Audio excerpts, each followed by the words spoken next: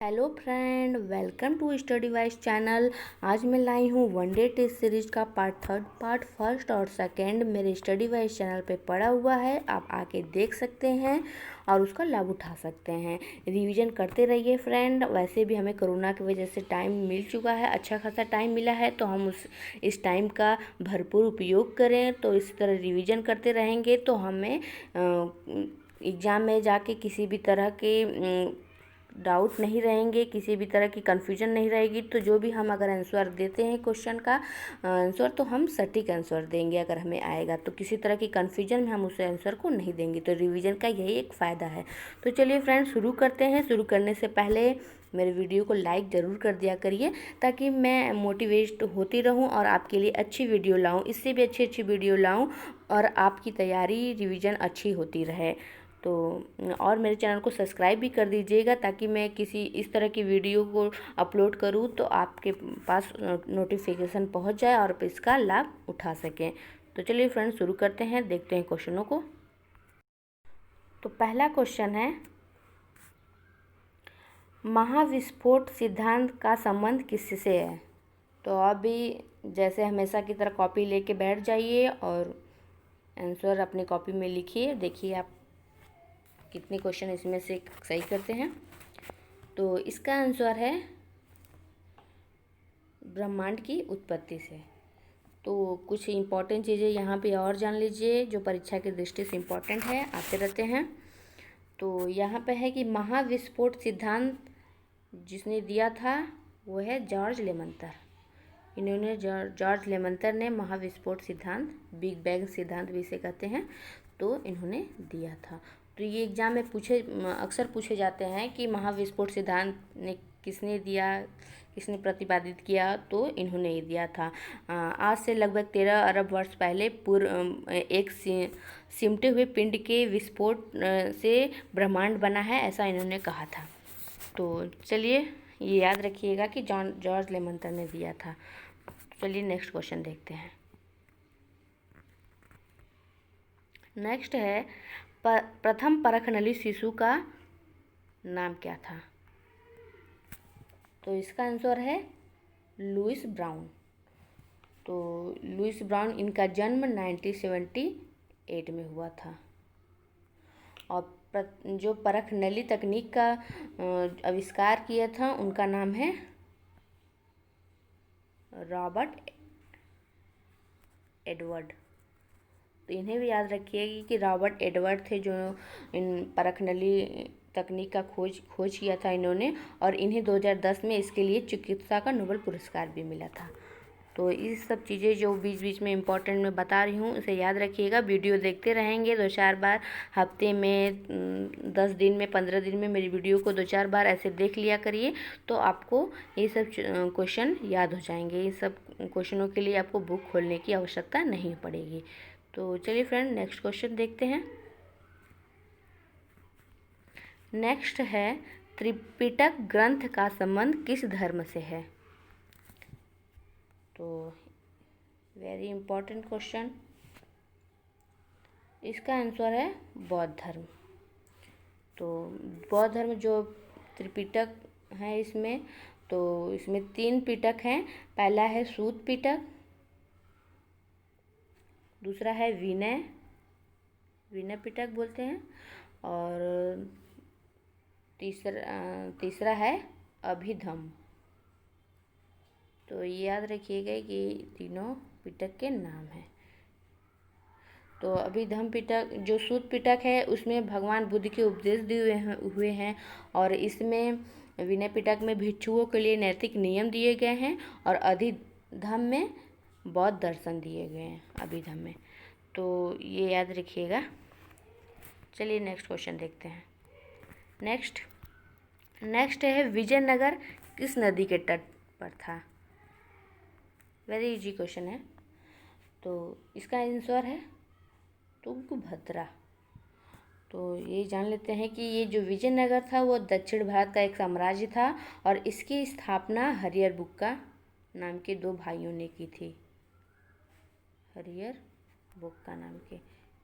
तो ये भी याद रखिएगा कि किसकी स्थापना, ये आते हैं क्वेश्चन, आए हुए हैं भी कि किसने की थी। तो हरिहर बुक्का ने की थी 1336 में। और विजयनगर साम्राज्य के अवशेष हम्पी, जो कि कर्नाटक में है, तो मिले हैं। तो ये भी आता है कि अवशेष कहाँ मिले हैं, तो अवशेष हम्पी से मिले हैं। ये सब आए हुए क्वेश्चन मैं बताती रहती हूँ आपको बीच बीच में, और मैं ऐसे कोई रिपीटेड क्वेश्चन लाती भी हूँ। तो जो मैं बताती हूँ उसे भी याद रखा करिए, ताकि आप किसी भी तरह से क्वेश्चन आए तो आप लगा सकें आंसर सही। तो चलिए फ्रेंड, नेक्स्ट क्वेश्चन देखते हैं।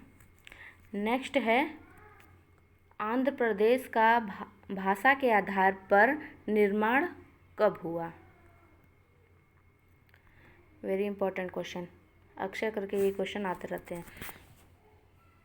प्रथम भाषाई आधार पर राज्य जो बना था, वो आंध्र प्रदेश बना था। वो कब बना था? तो वो बना था 1953 में। तो आंध्र प्रदेश से अलग राज्य कटकर बना था तेलंगाना, जो कि 2014 में बना था। तेलंगाना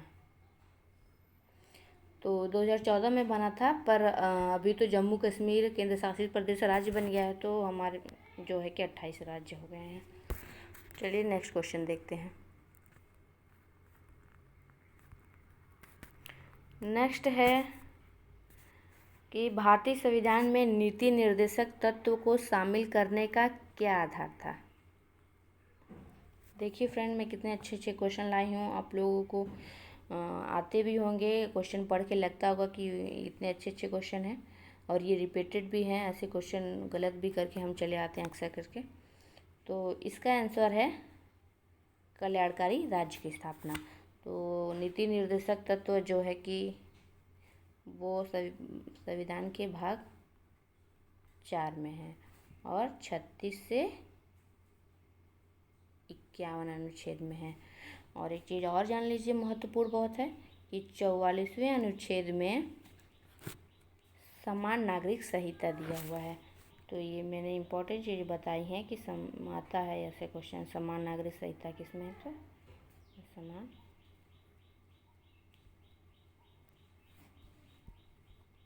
संहिता। चलिए फ्रेंड, यहाँ नहीं लिखा है। चलिए तो फिर नेक्स्ट क्वेश्चन देखते हैं, याद रखिएगा ये सब चीज़ें। नेक्स्ट है, राष्ट्रपति के चुनाव में विवाद होने पर कौन सलाह देता है? तो इसका आंसर है सुप्रीम कोर्ट। चलिए नेक्स्ट क्वेश्चन पे बढ़ते हैं। इसका आंसर है ये 8वां क्वेश्चन है, मंत्रिपरिषद सामूहिक रूप से किसके प्रति उत्तरदायी है? तो इसका आंसर है लोकसभा। तो मंत्रिपरिषद सामूहिक रूप से उत्तरदायी है, तो ये अनुच्छेद 75(3) में ऐसा प्रावधान है, दिया हुआ है भारतीय संविधान में। तो इसको भी याद रखिएगा कि मंत्रिपरिषद सामूहिक रूप से किसके प्रति उत्तरदायी है, किस अनुच्छेद में है, तो आप बता सके कि 75(3) में है। चलिए बढ़ते हैं आगे। नेक्स्ट क्वेश्चन है, हिंदू वृद्धि दर का संबंध किससे है? तो इसका आंसर है राष्ट्रीय आय। तो भारतीय अर्थव्यवस्था के मतलब 1950 से 1980 तक के आर्थिक वृद्धि दर को हिंदू वृद्धि दर कहते हैं, और इसका नामकरण प्रोफेसर राजकृष्ण ने दिया था। तो याद रखिएगा कि इसका नामकरण राजकृष्ण ने दिया था। अगर कभी पूछ ले तो आप बता दें, इसलिए मैंने इसके बारे में थोड़ा बता दिया है। चलिए नेक्स्ट क्वेश्चन देखते हैं, थोड़ा राइटिंग अच्छी नहीं है। नेक्स्ट है, किसको ब्लैक गोल्ड कहा जाता है? ब्लैक गोल्ड, तो इसका आंसर है कोयला। तो कोयला के बारे में कुछ महत्वपूर्ण है, तो वो जान लीजिए कि कोयला के महत्व के कारण इसे काला सोना कहा जाता है। और ये 4 प्रकार के होते हैं। पहले एंथ्रासाइट, बिटुमिनस, लिग्नाइट और पीट। और एंथ्रासाइट कोयला सबसे अच्छा प्रकार का कोयला माना जाता है। एंथ्रासाइट। और दूसरा जो पीट कोयला है एक, उसे सबसे घटिया कोयला माना जाता है, सबसे खराब कोयला इसे ही माना जाता है। तो कभी क्वेश्चन आते हैं कि सबसे अच्छा कोयला कौन है, तो एंथ्रासाइट, और सबसे घटिया किस्म का कोयला तो पीट है। आप इसका आंसर बता सकें, मैंने यहाँ बता दिया है। तो आप याद रखिएगा ये सब चीज़ें, मेरी वीडियो को देखते रहिएगा बीच बीच में, तो आपको याद हो जाएंगे इस तरह की चीज़ें। तो चलिए नेक्स्ट क्वेश्चन देखते हैं। राष्ट्रीय कृषि विपणन संस्थान कहाँ है? इसका आंसर है जयपुर। तो 1988 में बना था, इसकी स्थापना हुई थी। चलिए नेक्स्ट क्वेश्चन देखते हैं। नेक्स्ट है, पृथ्वी की सतह पर भूकंप के केंद्र के ठीक ऊपर स्थित केंद्र को क्या कहते हैं? एपीसेंटर, सेंटर, मध्य केंद्र, उत्केंद्र। तो इसका आंसर दीजिए। इसका आंसर है एपीसेंटर। और एक चीज़ और यहाँ पे जान लीजिए कि पृथ्वी के अंदर जहाँ भूकंप उत्पन्न होता है उसे मूल केंद्र कहते हैं। मूल केंद्र यहाँ पे सबसे पहले उत्पन्न होता है, ये भी जान जाइए, ये क्वेश्चन आते रहते हैं। चलिए नेक्स्ट क्वेश्चन देखते हैं।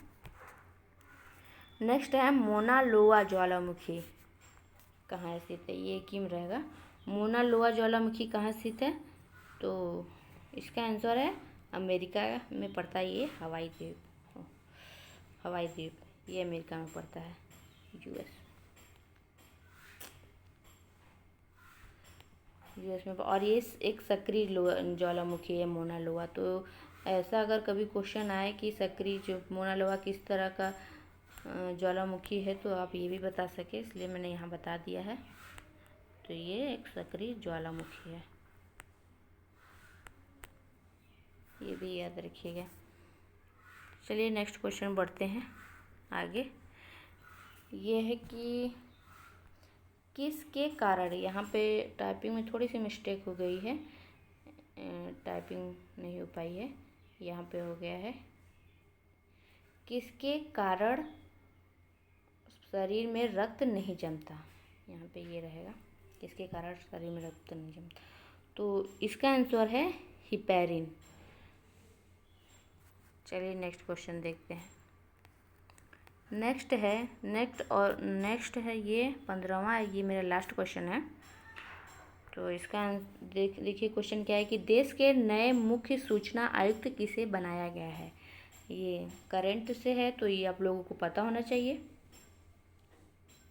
चलिए मैं इसका आंसर बताती हूँ। इसका आंसर है बिमल जुल्का। तो ये मेरे 15 क्वेश्चन थे। तो आपको कैसे लगे, लाइक करके मुझे बता सकते हैं और कमेंट में भी बता सकते हैं। लाइक ज़रूर करिएगा ताकि मुझे पता चले कि आप लोगों को क्वेश्चन अच्छे लग रहे हैं और मुझे इससे और भी अच्छे क्वेश्चन बनाने हैं। तो लाइक ज़रूर कर दीजिएगा और वीडियो को सब्सक्राइब करना मत भूलिएगा। सब्सक्राइब करेंगे तो ऐसी वीडियो मैं डालूँगी तो समय पर आप इसका लाभ उठा सकेंगे और अपनी पढ़ाई को और भी बेहतर करते रहेंगे।